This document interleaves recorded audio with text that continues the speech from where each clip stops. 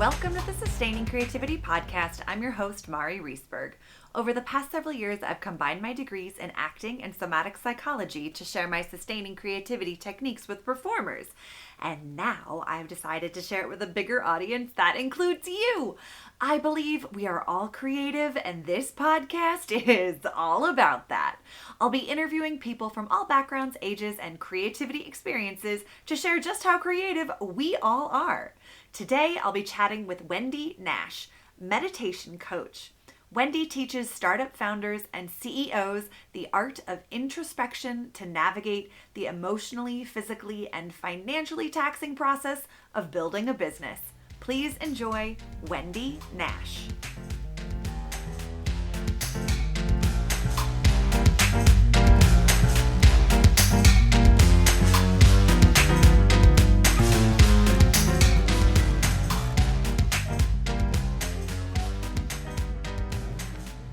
Welcome to the Sustaining Creativity Podcast. Today, I am here with Wendy Nash, meditation coach for startup founders. Welcome to the podcast.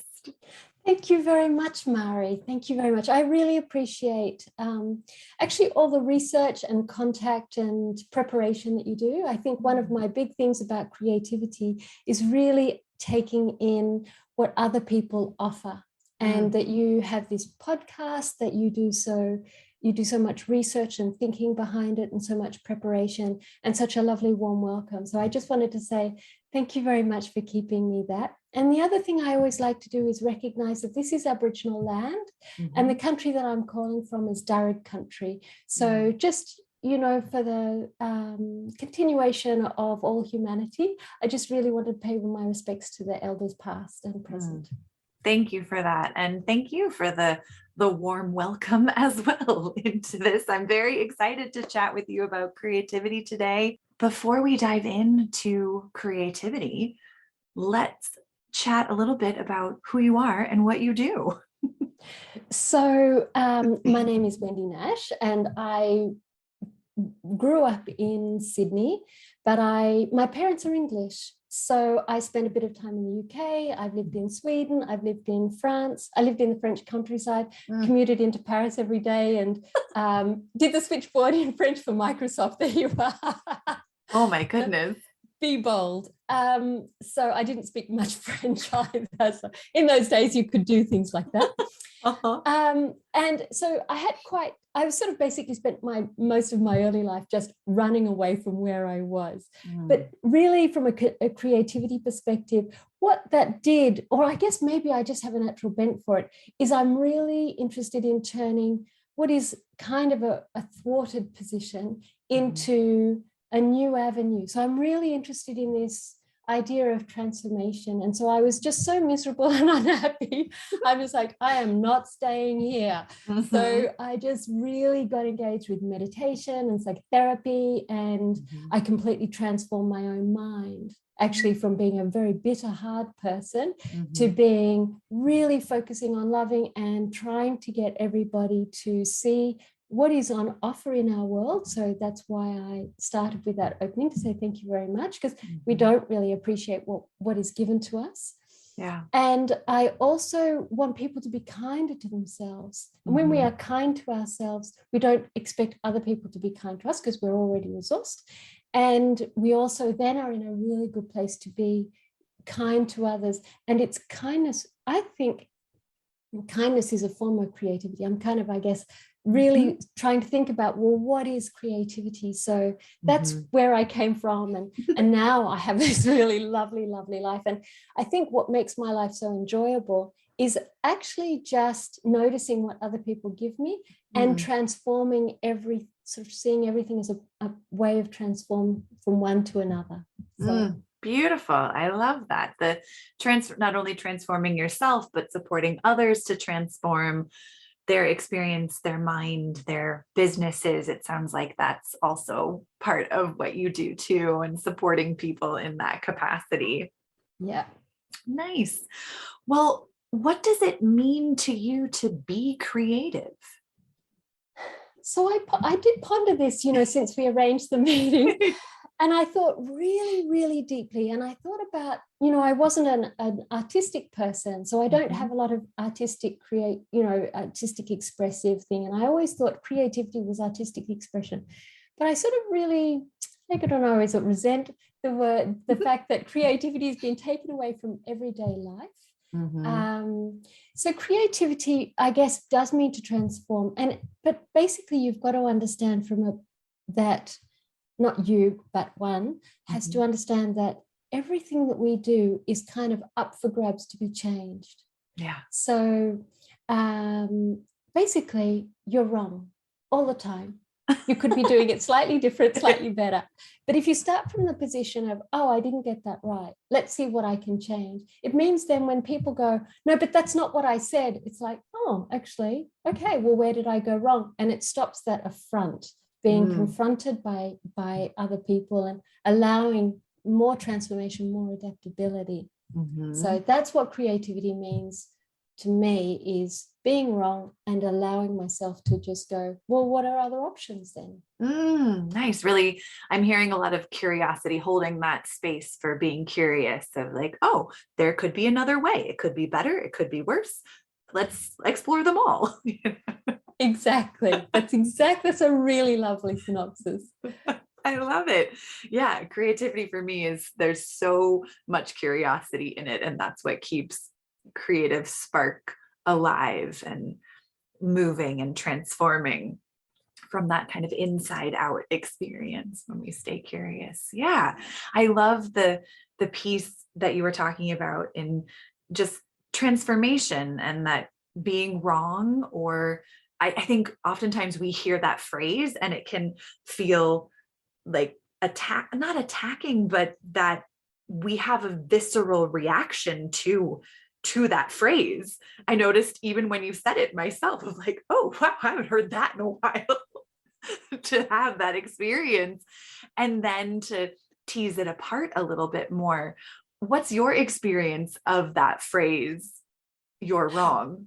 Well, as I said, I was really, really unhappy as a teenager. I had a lot of very complicated experiences in early life. I didn't go into addiction, and I think that was just because I'd already seen my sister die and my father die. So I knew kind of catastrophe, like the implications of kind of stealing other people's happiness. So I was really aware of the impact of that. So I was like super wholesome, super wholesome. But that didn't mean to say that I wasn't extremely defensive. So I was really like, no, I'm not wrong. And I was always having to defend it. Once I realized, I think it was probably in psychotherapy, that actually being wrong is really kind of nice, and allowing myself to be wrong, it really is like, that's where the fun begins, actually.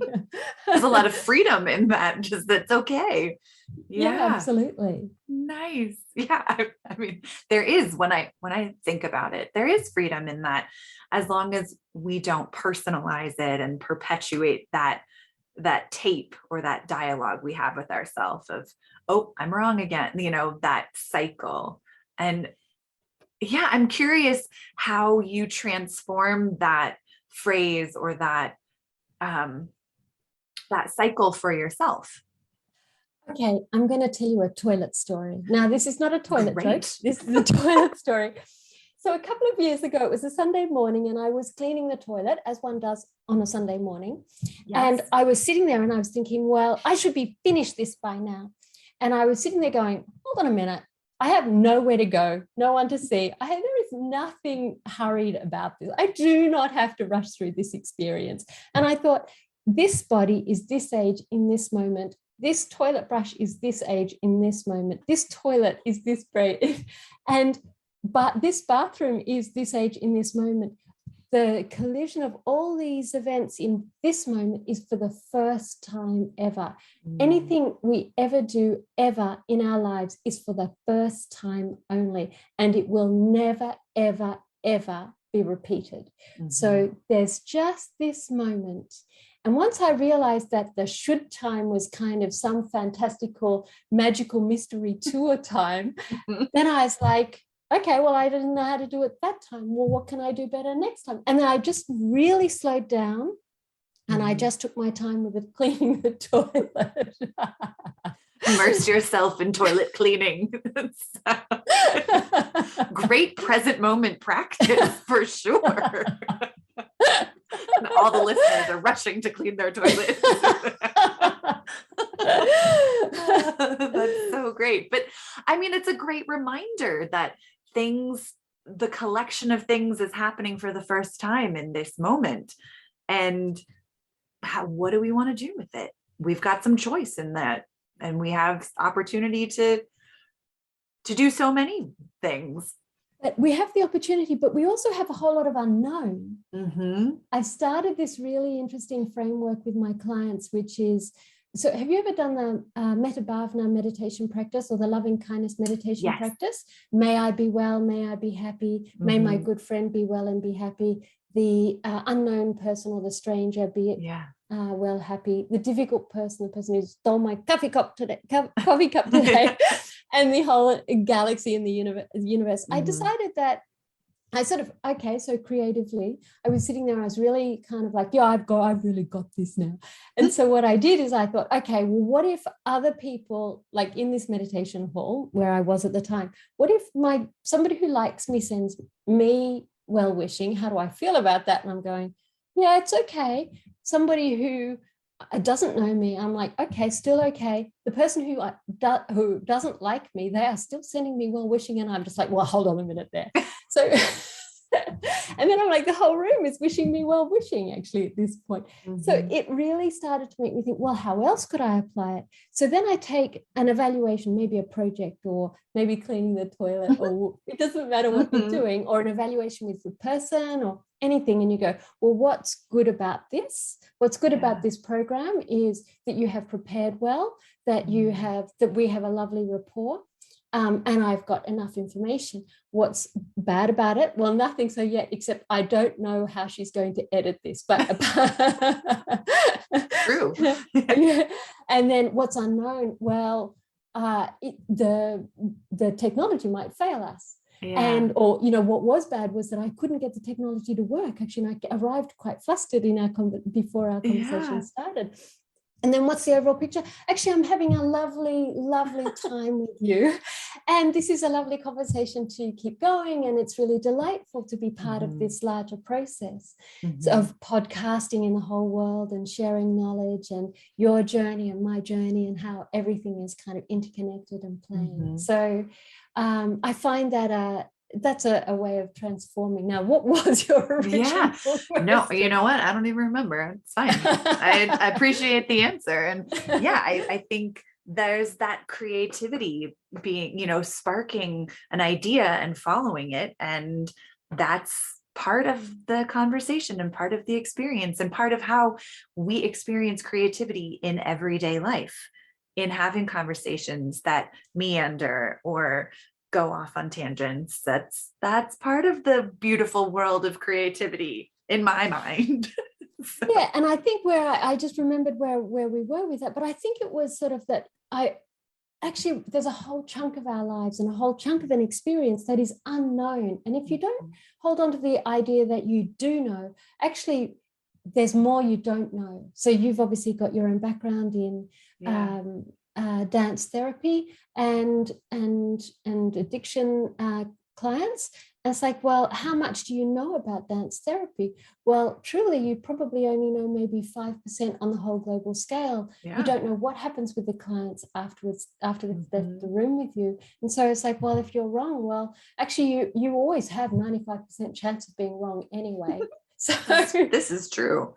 Yeah. So why hold on to the 5% that says, okay, maybe I'm definitely right. You're only right like 5%. This is true. There's lots of opportunities that show up.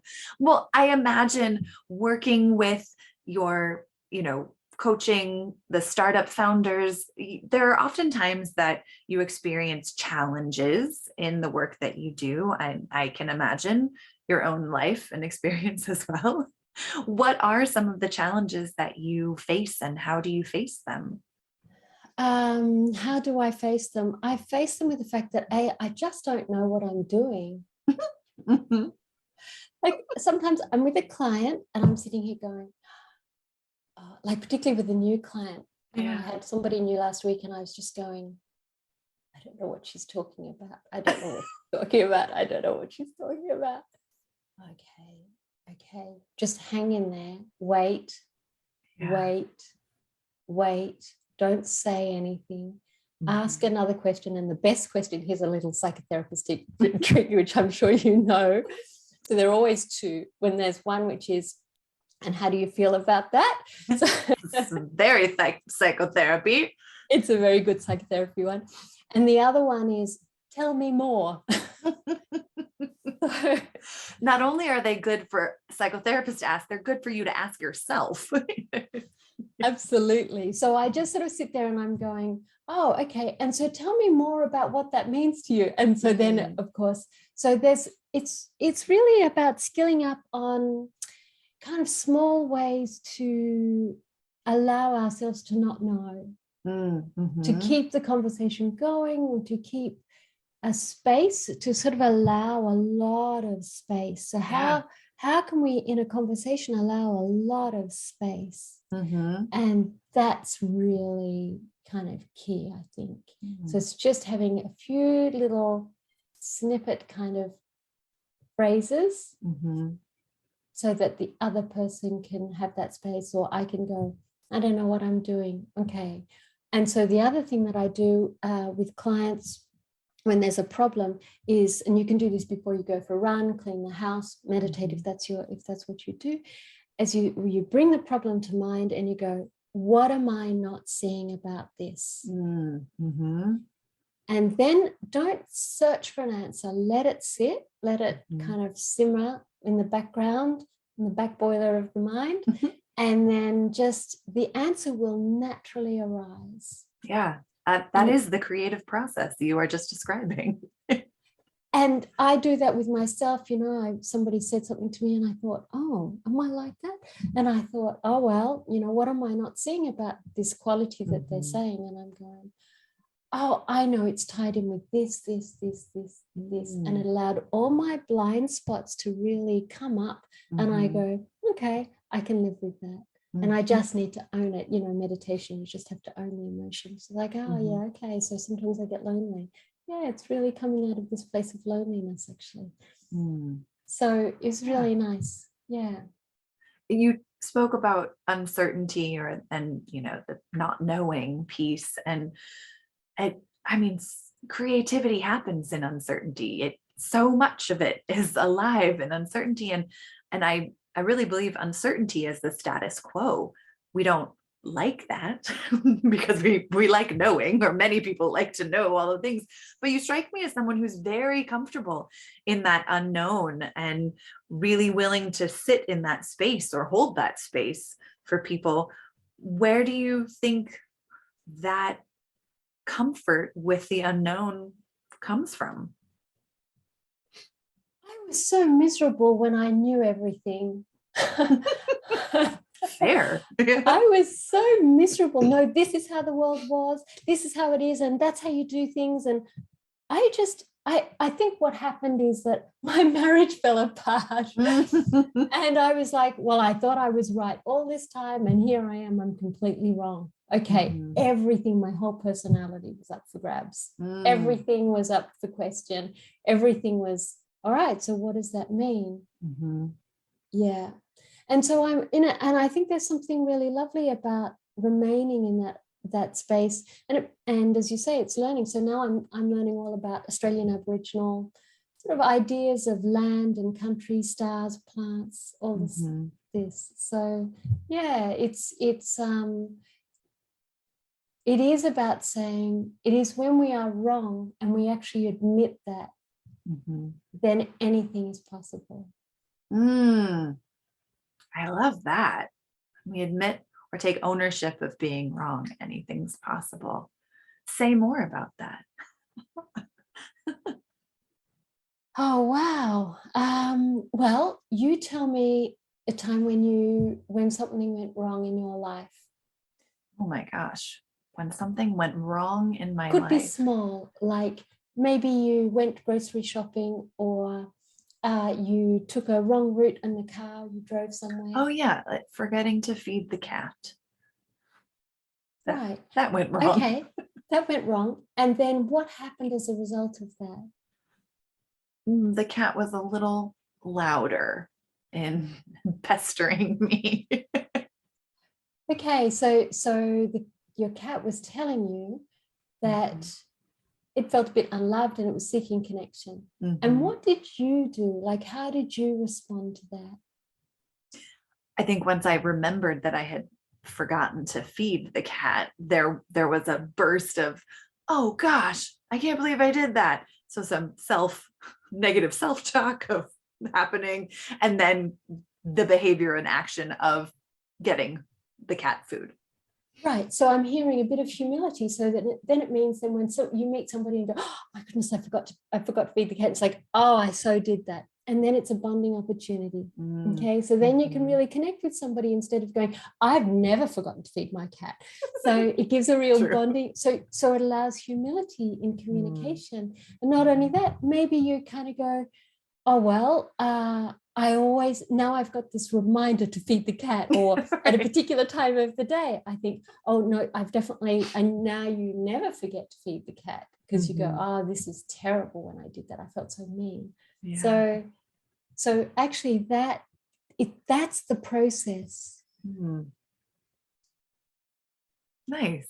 Yeah, that experience. I mean, I'm hearing the common humanity and connection that comes out of, I'm not the first person to forget to feed the cat. I won't be the last person, and it may happen again, and that's okay. It's part of the experience. But you also probably set up a system. Yeah. So there is a system. This is correct. Right. There you go. Yeah. So you were wrong. You recognized you were wrong. And then you said, I'm not doing that again. And so there's the possibility. Anything is possible. So what are the possibilities here? Actually, I can remember that the night before I put out a can of cat food, or I put out something that reminds me that I have to put out the cat, put the food out for the cat. Yeah. No, that's great. Those little pieces, those reminders, they're important. And that connection to, changing that experience of being wrong and setting it up for a different experience in the future. Yeah. Right. Nice. That's thank you for the little coaching session. Sorry about that. I didn't mean to do that, but I'm like, well, I don't want to do all the talking. No, I love it. It's nice to have that experience, that, firsthand experience of how you support people in that transformation. And granted, I imagine people are perhaps coming to you with different problems than feeding the cat, but yeah, that process can work in many ways. That's it. It. When you think about, where, inspiration, who or what inspires you in your life these days? Okay, these days, I guess I'll tell you two stories. They're actually religious. So I was raised in an atheist family. Most families in Australia were atheist. Then now there's slightly more Pentecostal Christians, and of course there's a very strong Muslim and Buddhist community, but from traditional communities, not so much the Western communities. The first one was, I was deeply lonely as a child, and I was walking along, and there was a little church, and it was the 1970s, and it said, Jesus loves everyone. And I looked at that and I thought, well, Jesus is one person and I'm one person. I can find a way to love everyone. And so I just need to find the way. Like, it's a little, you can hear a little 10-year-old voice in there. Yeah. So it's like that kind of inspires me. So what do I want? I want to find a way to love everybody. And I don't mean by that, hallmark or anything like that, but just see people in their kindness and allow them to have space and warmth and to not feel isolated and lonely like I did as a child. And then the other one is also that I met somebody who embodied that, actually. in my early 20s. As I said, my father died, but it was a very complicated death in that he was terminally ill. And one day he wrote us letters, and we didn't know this, but he left them behind for us. And then 6 weeks later, we found out that he had died in England at the hospice there. So we were completely flummoxed by this whole catastrophe. Yeah. I understand why he did it. Of course, that took me a long time. I would say, if anybody of your audience is thinking about doing that, don't do that, because that was a complete catastrophe. I'm good at transforming it, but I would rather not have that. So I just, if you have symptoms, go to the doctor. Don't leave it until it's too late. So I just put that out there. Nonetheless, when I was in my early 20s and I'm living in the UK, I went to the hospice where my father died, and I met the woman who started the hospice movement globally, actually. Wow. So she was, I guess, a contemporary of Elizabeth Kubler-Ross, and they would have been in many ways collaborators in many projects or styles. And I was deeply, deeply distressed and needing desperate answers. And I met this woman, and I was a pretty young woman, and I was used to being objectified. And she did not even see my skin and bones. I could feel, she saw, this is a person in deep pain. And to be seen in that way, not for my object, but for my soul, for lack of a better word, it really inspired me to look at people more deeply, to be able to see kind of their being, not their presentation, if you like. Yeah. And that guides me all the time. So those are the two people. So Jesus, and she actually was Catholic, but I'm Buddhist, but that way of seeing people, to give opportunity for people to feel loved and cared and seen, and it's very inspiring to meet people who have that capacity. Yeah. That here was I, just a stranger in her world, and yet here was this. And I see the same capacity with the Dalai Lama, actually. So I've seen, I haven't met him. I do have a friend who has, and so much warmth and amazing. Yeah. Really beautiful stories. Thank you for sharing both of them. And really hearing that inspiration that comes from them, and the other pieces that you talk about in your work. And it definitely is what you embody in how you speak about what you do. And I, even through a screen, can experience that. So it makes me believe you absolutely live this in a really big way. I do. And I just want to sort of encourage your listeners, whoever feels lonely or whatever, we all experience loneliness at times and isolation. There's a meditation practice called the loving kindness meditation, which I describe, where you wish everybody in the whole world love. Yeah. And because of the time zones, what that means is that any time of the day or night, someone is wishing you, many people, millions of people are actually wishing you in this moment that you be well and happy.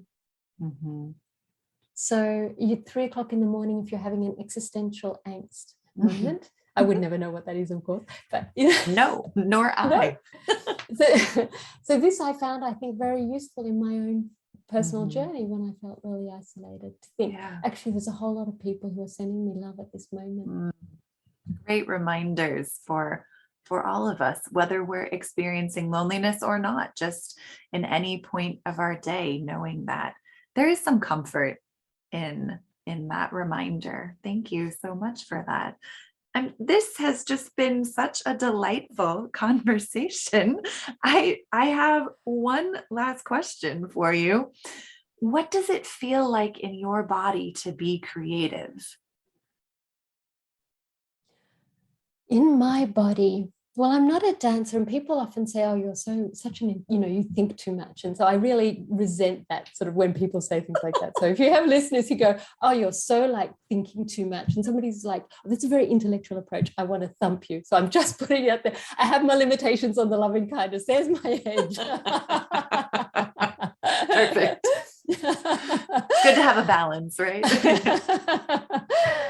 I would say creativity is really in any moment. So here I am, here you are, and it's really it doesn't matter where you are, what you're doing in this moment, what are the possibilities? So I would say that it's not an intellectual pursuit, it's a heart pursuit, or it is a body pursuit, where from if you wanted to use a chakra kind of analogy, sure. Then, your heart chakra or your belly chakra, any chakra you like, or the central channel, and you just kind of send it outwards and just what is possible in this moment that makes the life like a little bit easier for myself or another person. What is the creative option here?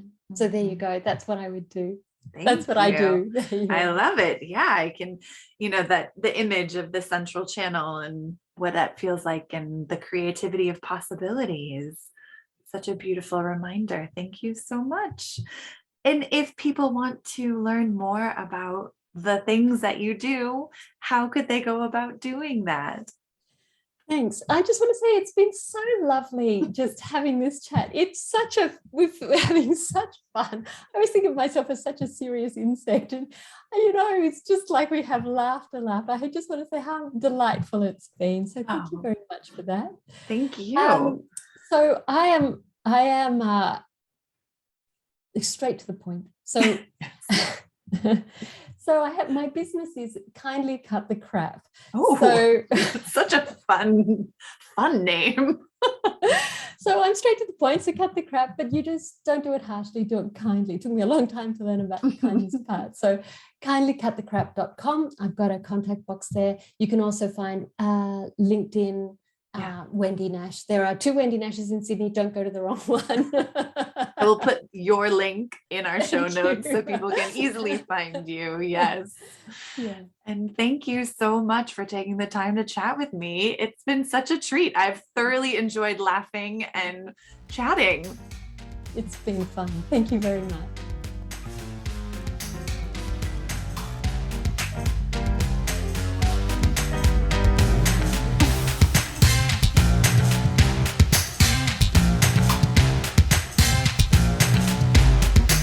Thanks for listening to the Sustaining Creativity Podcast. We'd love to keep in touch, so follow us on Facebook and Instagram. We are at Sustaining Creativity. Make sure to subscribe to the podcast wherever you listen to podcasts. Tag your friends and family so they can listen too. We love to hear from you, so leave your reviews, comments, and questions. Check out our website, sustainingcreativity.com, for upcoming offerings and creativity coaching. Tune in Tuesdays for our next episode. And remember, with creativity, anything's possible.